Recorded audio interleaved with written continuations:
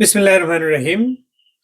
সম্মানিত সভাপতি, মঞ্চে সম্মানিত অতিথিবৃন্দ, উপস্থিত সকল উলামায়ে কেরাম, শুভাকাঙ্ক্ষী ভাই বোন এবং মিরওয়াকলা মুমিনিয়া কামিল মাদ্রাসার অ্যালামনাই অ্যাসোসিয়েশনের প্রিয় সদস্যবৃন্দ, আসসালামু আলাইকুম ওয়া রাহমাতুল্লাহি ওয়া বারাকাতুহু।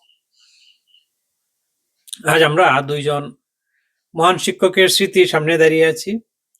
আবু সালেহ মোহাম্মদ আব্দুল মুমিন হুজুর রহমতুল্লাহ আলাইহি, আমাদের মিরওয়াকলা মুমিনিয়া কামিল মাদ্রাসার সাবেক অধ্যক্ষ। আর সঙ্গে স্মরণ করছি গত বছর প্রয়াত সাবেক ভাইস প্রিন্সিপাল মাওলানা আব্দুল আজিজ হুজুরকেও। দুজনেই ছিলেন এই মাদ্রাসার অমূল্য সম্পদ। আমি আজ এই মঞ্চে দাঁড়িয়ে আছি মাদ্রাসার অ্যালামনাই অ্যাসোসিয়েশনের সদস্য সচিব হিসেবে, কিন্তু তার চেয়েও বড় পরিচয় আমি আব্দুল মুমিন হুজুর রহমতুল্লাহ আলাই এবং মাওলানা আব্দুল আজিজ সাহেবের সরাসরি ছাত্র। মুমিন হুজুর যখন পড়াতেন তখন ক্লাসে হাসি আর আনন্দের ঢেউ উঠত। তিনি মজা করে কৌতুক করে পড়াতেন। কঠিন আরবি সরফের নিয়ম থেকে শুরু করে মিরাসের মাসালা, সরেবেকায়া সবকিছু এমন সহজ ও সুন্দর করে বুঝাতেন যে মনে হতো ক্লাসটা যেন খুব দ্রুত শেষ হয়ে গেল। ফিকহ সহ প্রত্যেক বিষয়ে প্রাসঙ্গিক সবকিছু তিনি এমন সুন্দর ব্যাখ্যা দিতেন যে কখনোই ক্লাস বোরিং মনে হতো না, বরং ক্লাস শেষ হওয়ার পরও ছাত্ররা আরো শুনতে চাইতো। আমি এমনিতেই চতুর্থ শ্রেণীতে পড়তাম তখন, প্রথম যখন মেরওয়াকলা মাদ্রাসায় ভর্তি হই, তখন আমি একটু লাজুক ইন্ট্রোভার্ট ছিলাম। হুজুরদের সামনে দাঁড়িয়ে পড়তে ভয় পেতাম। একদিন রাস্তায় মুমিন হুজুর আমাকে পেলেন, হাসতে হাসতে বলেন, সালাম দাও তো। আমি সালাম দিলাম। তিনি স্নেহে আমার সালাম শুদ্ধ করে দিলেন। সেই দিন থেকে আমার ভয় কেটে গিয়েছিল ওনার বিষয়ে। উচ্চতর ক্লাসে তার ক্লাস পেয়ে বুঝলাম তিনি শুধু শিক্ষক নন, জীবনের শিক্ষক। আরবি সরফে আমি ফার্স্ট বয় ছিলাম, কিন্তু সবচেয়ে সহজবোধ্য ছিল তার ক্লাসই। আমি ফার্স্ট বয় ছিলাম, তবে তিনি ছিলেন কওমি ঘরানার আলেম, অথচ কওমি মাদ্রাসার বহু আলেমকে তিনি জেনারেল লাইনে প্রতিষ্ঠিত উৎসাহিত করতেন।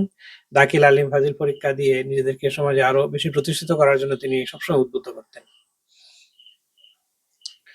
পলাশ মসজিদের বারান্দায় বিকেলে নাহু সরফের প্রাইভেট পড়তাম, অন্যান্য বিষয়ে পড়তাম। তো হুজুর আর আমার আব্বা সেখানে থাকতেন। আব্বা ছিলেন তার ঘনিষ্ঠ বন্ধু। মসজিদের উত্তরের খতিবের ছোট্ট রুমে হুজুর স্টাডি করতেন। সারা মাসের পত্রিকা আর ম্যাগাজিন স্তূপ করে রাখা থাকতো। আমি ছুটে যেতাম, সাইকোলজিক্যাল প্রবন্ধ বেশি পড়তাম। সেই অভ্যাসই পরে আমার অনেক ইন্টারভিউয়ে সফলতা এনে দিয়েছিল। হুজুর রাজনীতি সচেতন ছিলেন, যা একটি তৎকালীন সরকারের কোন এক দলের সাথে যুক্ত ছিলেন। তুলনামূলকভাবে আমাকে বুঝিয়েছিলেন তিনি যুক্তিগুলি বুঝিয়েছিলেন। শুক্রবার জুমার খুতবার আগে তার আলোচনা ছিল অসাধারণ। সাময়িক বিষয় নিয়ে চিত্তাকর্ষক কথা শুনতে আমি গ্রামের মসজিদ ছেড়ে ওই পলাশ বাজার মসজিদে নামাজ পড়তাম। তিনি ছিলেন কাজীও, সমাজের বহু বিচার আচারে উপস্থিত থাকতেন। আর সবচেয়ে বড় কথা, যত ব্যস্ততাই থাকুক না কেন, আমরা কখনো তাদেরকে মানে মমিন হুজুর এবং আব্দুল আজিজ হুজুর, ওনাদেরকে কখনো নামাজ কাজা করতে দেখিনি। নামাজের সময় হলে তারা যথাযথ মসজিদে উপস্থিত হতেন।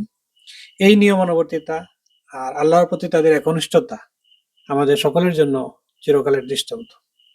প্রিয় ভাই বোনেরা, আমাদের অ্যালামনাই অ্যাসোসিয়েশনের উদ্যোগে আমরা এই দুই হুজুরের স্মৃতি রক্ষায় দুটি সুন্দর প্রস্তাব নিয়ে কাজ করছি। প্রথমটি হচ্ছে যে ওনাদের নামে একটি স্মৃতি পাঠাগার তৈরি করা। দ্বিতীয়টি মাদ্রাসা বা মসজিদের সামনে একটি ছোট্ট ঔষধি বাগান করা। এ দুটি হবে তাদের জন্য উত্তম সাদাকায়ে জারিয়া। প্রাক্তন শিক্ষার্থীরা বই দান করতে পারেন। ইসলামিক ফাউন্ডেশন থেকে বই আনা যাবে। কোনো ধনাঢ্য ব্যক্তি আলমারি দান করলে খুব উপকার হবে। স্টক রেজিস্টার ও বই রেজিস্টারের জন্য স্বেচ্ছা প্রণোদিত অনারারি লাইব্রেরিয়ানও রাখা হবে। আগামী ঈদুল আজহার একদিন পর মিরওয়াকলা মাদ্রাসায় আমাদের অ্যালামনাই অ্যাসোসিয়েশনের উদ্যোগে আরেকটি স্মরণ সভা, আলোচনা সভা ও দোয়া মাহফিল হবে। সেখানে এই দুটি প্রস্তাব নিয়ে বিস্তারিত আলোচনা ও সিদ্ধান্ত নেওয়া হবে। আপনাদের সবাইকে আন্তরিক আমন্ত্রণ জানাচ্ছি। আসুন একসঙ্গে তাদের স্মৃতিকে চিরকাল বাঁচিয়ে রাখি। আর আমরা দোয়া করি, আল্লাহ তাআলা উভয় হুজুরকে জান্নাতুল ফেরদাউসের মেহমান করুন, তাদের সকল সৎকর্ম কবুল করুন এবং আত্মার মাগফিরাত কামনা করুন। আমিন।